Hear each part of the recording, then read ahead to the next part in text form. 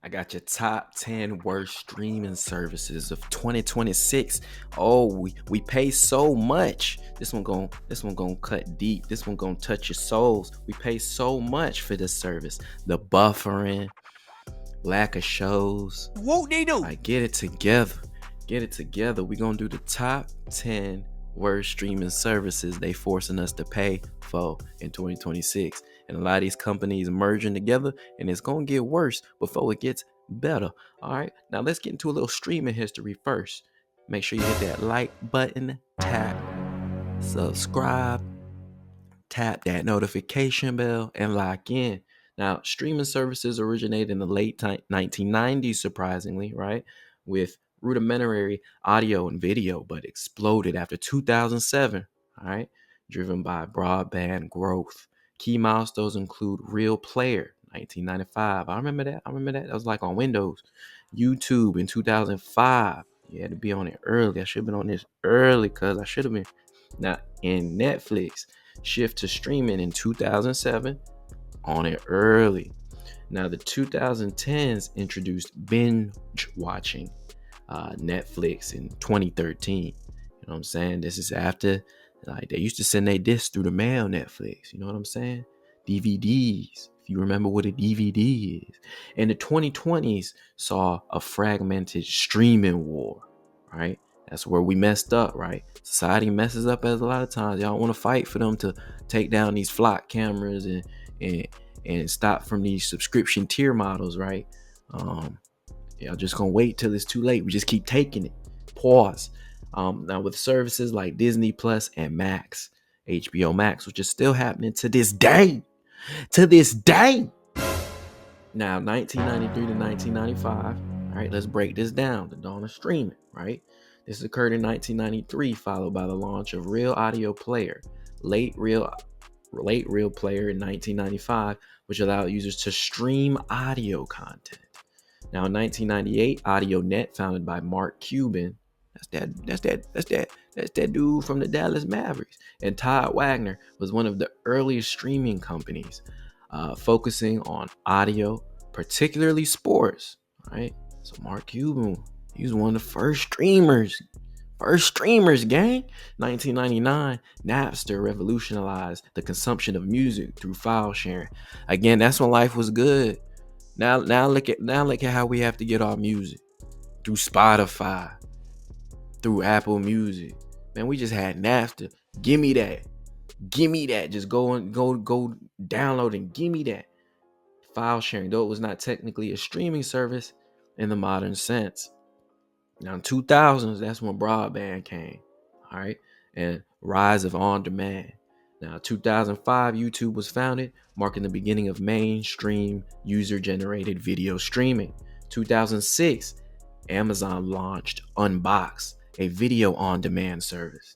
So see, they was quietly on it too. We just late to the party, right? 2007, Netflix revolutionized the industry by transitioning from its DVD by mail model to on-demand streaming. You know what I'm talking about? Capitalizing on increased broadband adoption. I also say around this time, Redbox was kind of big and threw us for a loop.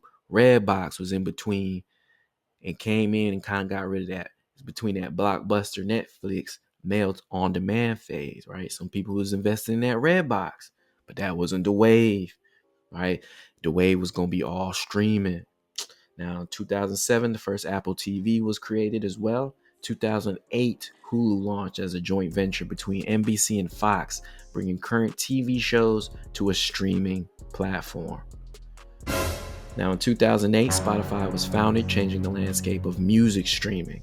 2008, the first Roku streaming device was introduced. And look at that Roku stock, jump. All right, they got a lot of, shows and free stuff too. And it's the device that lets us stream. Now, 2010s, the streaming wars and original content. 2011, Twitch launched, specializing in live streaming, particularly for gaming.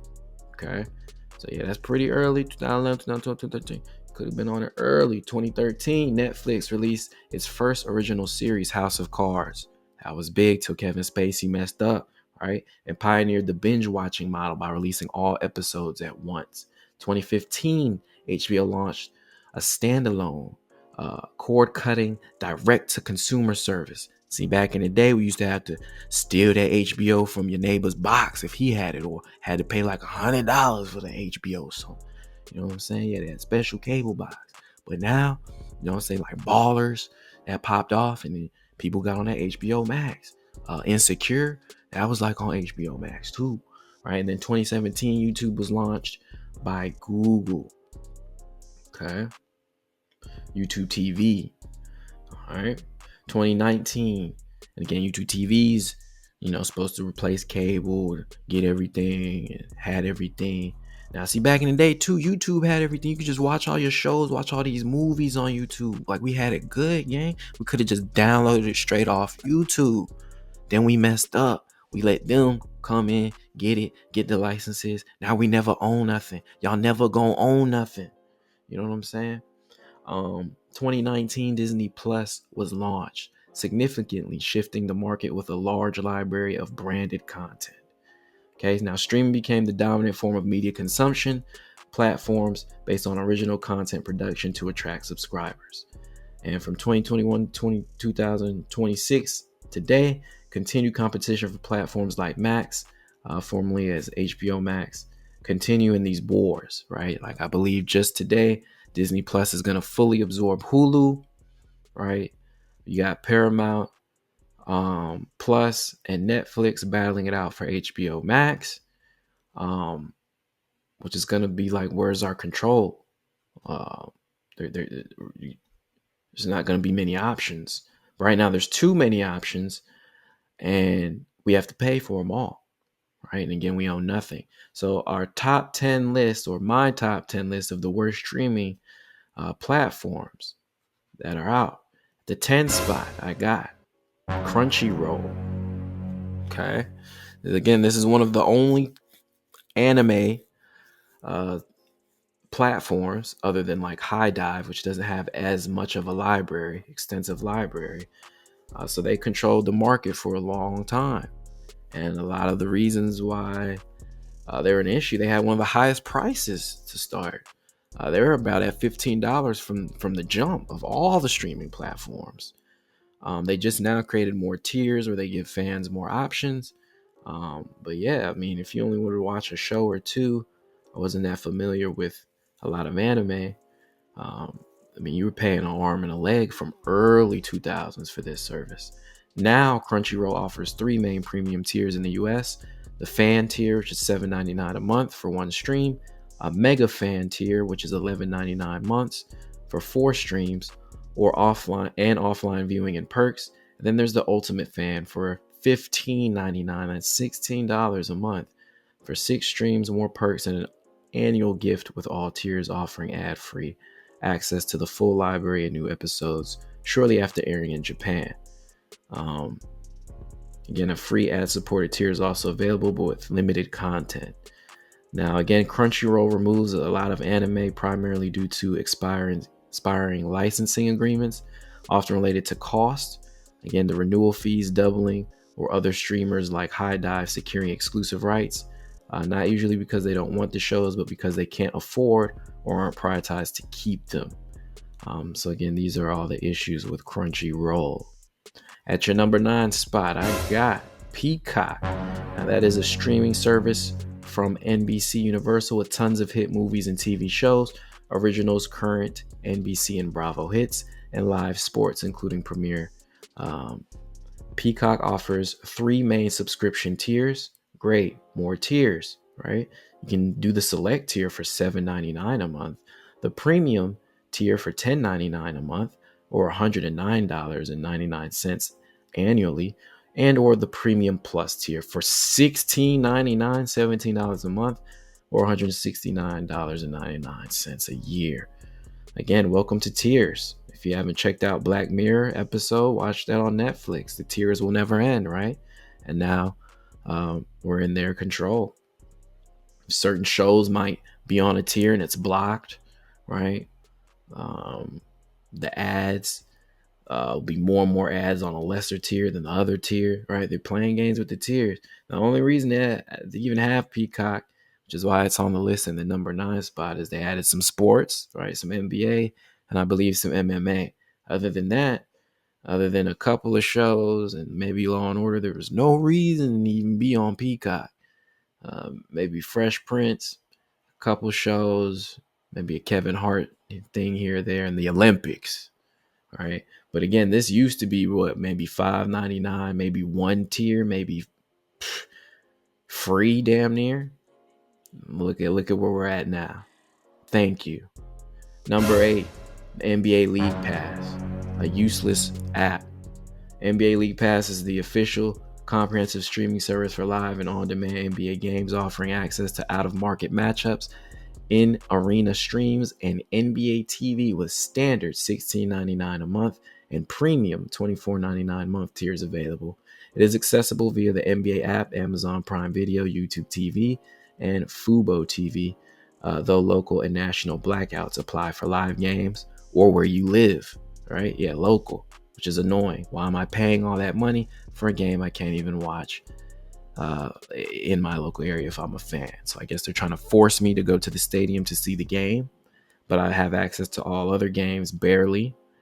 A couple different angles, sometimes not even the best commentators.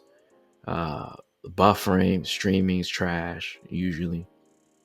Not really app friendly. I don't think it's on the PS5 or Xbox like that.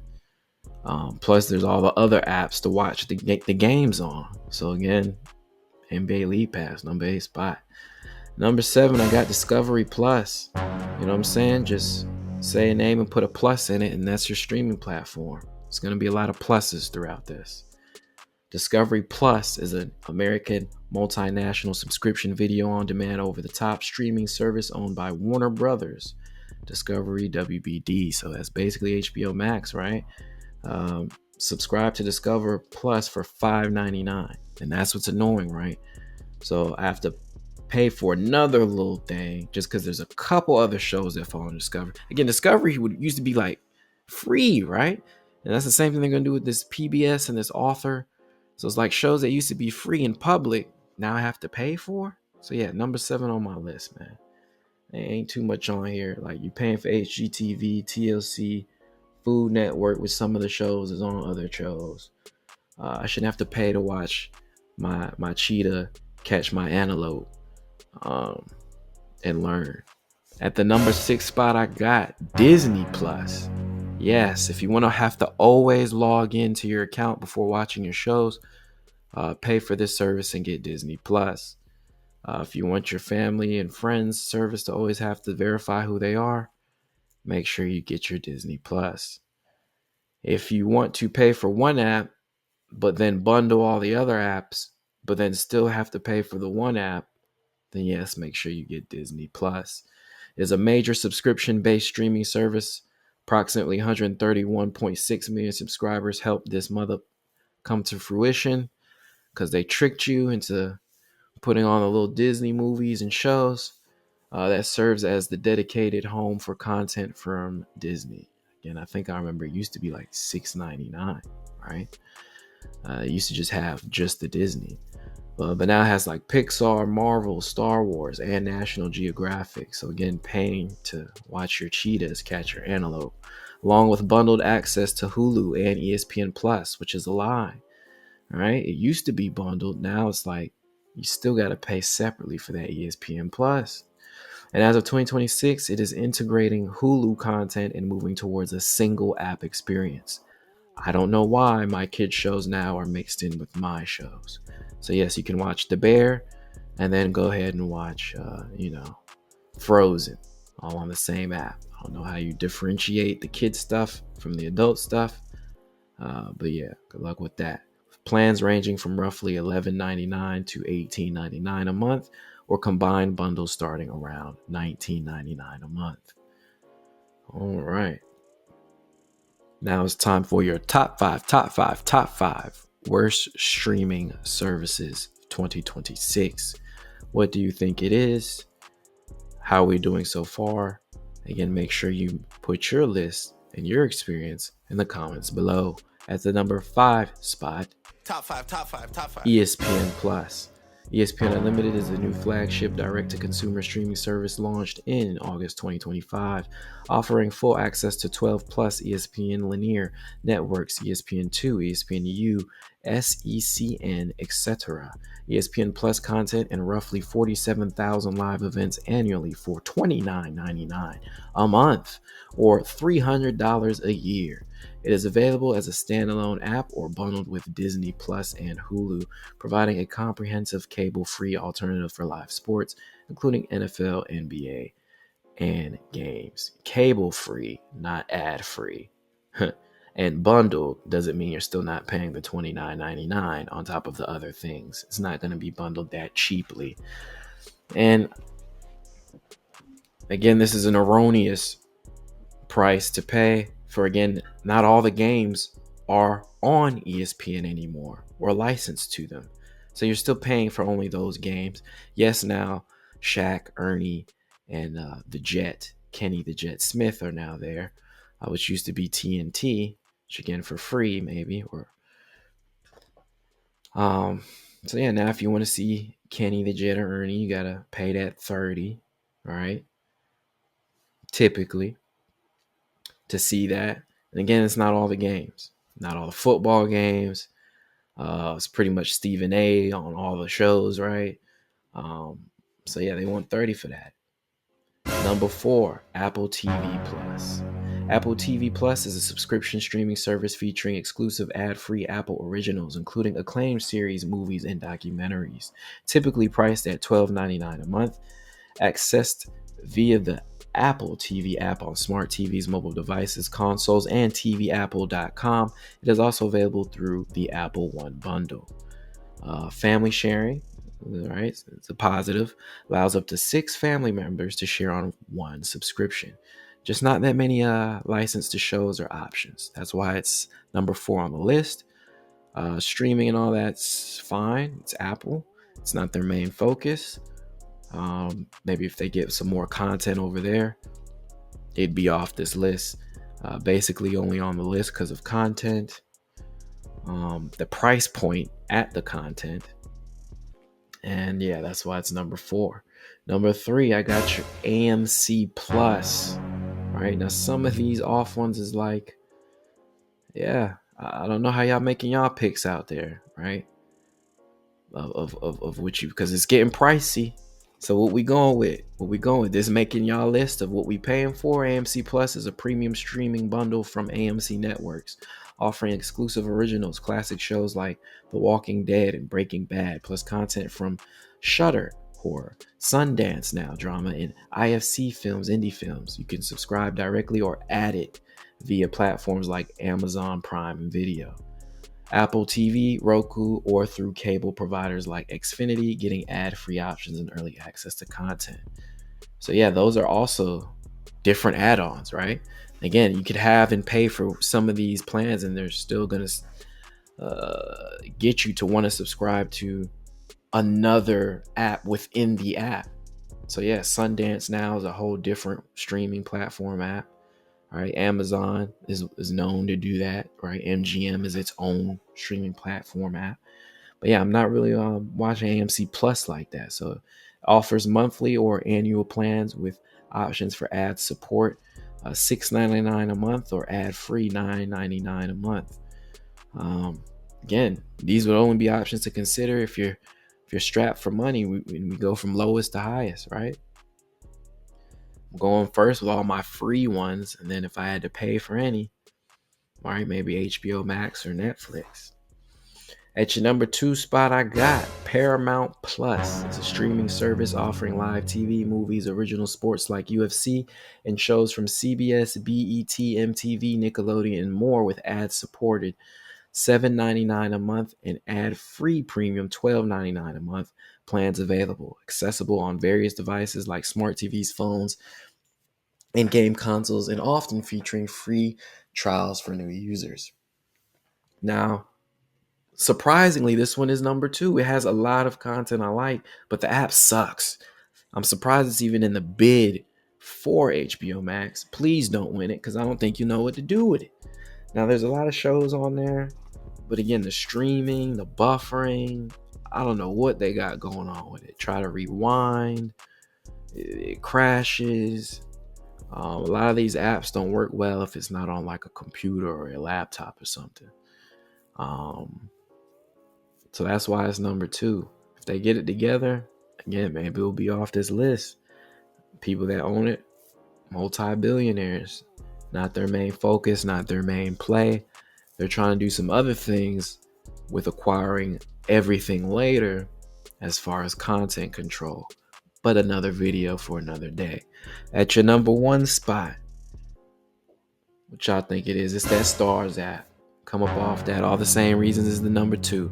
Buffering, streaming, crashing, rewind. It messes up.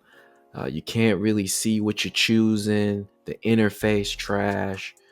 It doesn't show up good on all devices. Again, probably works better on the laptop, but again, you gotta consider the masses. You can't even see what you're picking. It's blind. It's pretty much power or bust, and then maybe 1 or 2, 3 movies in rotation as far as content. But Stars is a premium streaming service featuring original series like Power, BMF, and Outlander, a large library of hit movies and live linear channels. It is available as a standalone app or add-on around $10.99 a month. Again, that price point, often offering steep introductory deals, including as low as $2.99 a month, because y'all know why, or $12 a year in 2025. So again, could be a reasonable option to get for the low if you can make it work for you. But again, usually it's a lot of in-app problems, which is why it's number 1. Horrible app experience for such a high popular name, right? And again, without some of those shows, what are you really going for Stars for when you can go see some of those similar things on other platforms as well? And that's going to be your top 10 worst streaming services in 2026. I was trying to make that a quick one for you, but I got into it a little bit. So yeah, a little bit longer video. But yeah, y'all let me know your thoughts below. And y'all already know what to do. Hit that like button and subscribe.